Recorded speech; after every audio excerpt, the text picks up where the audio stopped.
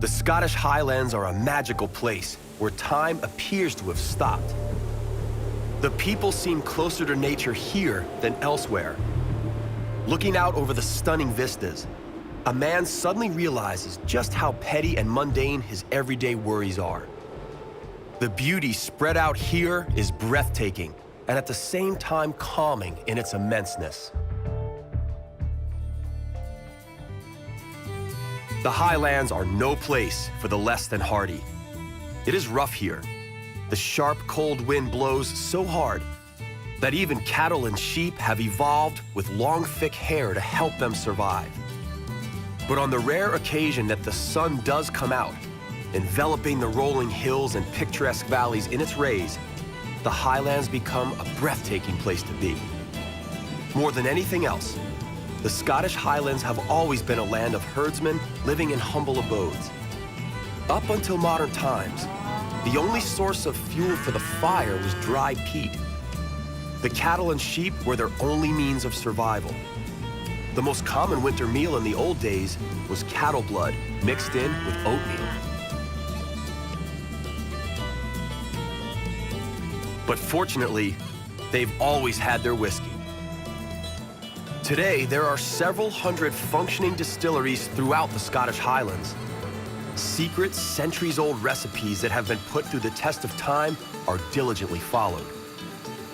This delicious golden liquid, referred to in the Old Gaelic as Whisky, the water of life, is derived from pre-germinated barley. They have been making whiskey in the old Pulteney distillery in the town of Wick since 1826. Prince Charles is counted among its many happy customers and orders his cask from here. It is no wonder the distillery needs to operate 24/7. The natural center of the Highlands is Inverness, a town lying at the mouth of the River Ness. Long ago, Inverness was an important port, serving mostly as a transshipment yard and the center of shipbuilding. Undoubtedly the most well-known place of the Scottish Highlands, and possibly in the whole of Scotland, is the Loch Ness Lake. Veiled in mystery, the lake has achieved its celebrity status thanks to Nessie, a giant creature allegedly living in the lake. The first reference to its existence dates as far back as the 6th century, but Nessie only became a global phenomenon in the last century when hundreds of sightings were reported. The creature was photographed and filmed on a number of occasions, but none of the records were sufficiently convincing to serve as indisputable proof of its existence.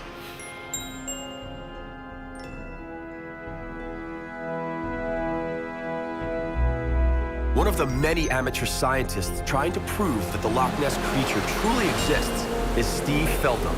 Steve came to the lake 17 years ago, having given up his fiancée as well as the family business in England.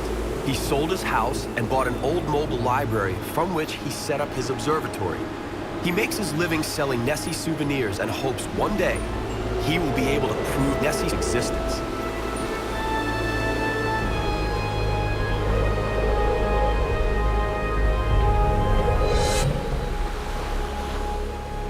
For me, what I do here making these models, it brings in just enough money to keep me living and looking for the mystery, looking for the answers to the mystery.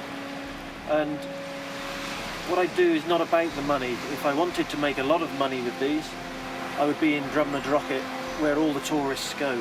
I'm on the other side of the loch, on a very quiet place, where not so many tourists come here.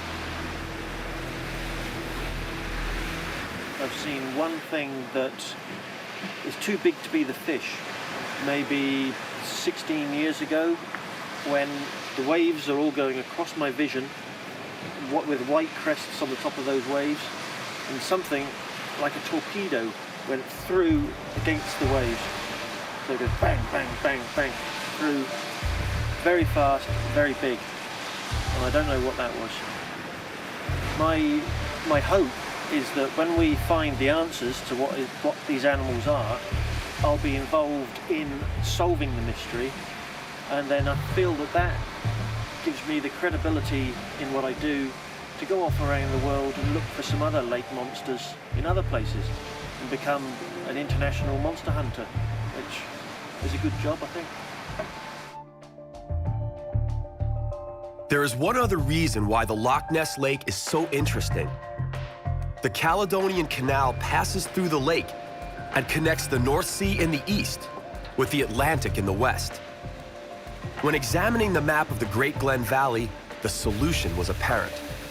3 Great Lakes and 2 fjords on either side made crossing possible. It wasn't all that simple, though. At the beginning of the 20th century, the British engineers William Jessup and Thomas Telford had to solve a major obstacle: a 20-meter height difference between Fort Williams and Inverness. They resolved the problem masterfully by devising an ingenious system of 29 floodgates over the 96 kilometers. The masterpiece was made operational in 1822 and cost what was considered at the time to be a staggering sum: 840,000 British pounds sterling.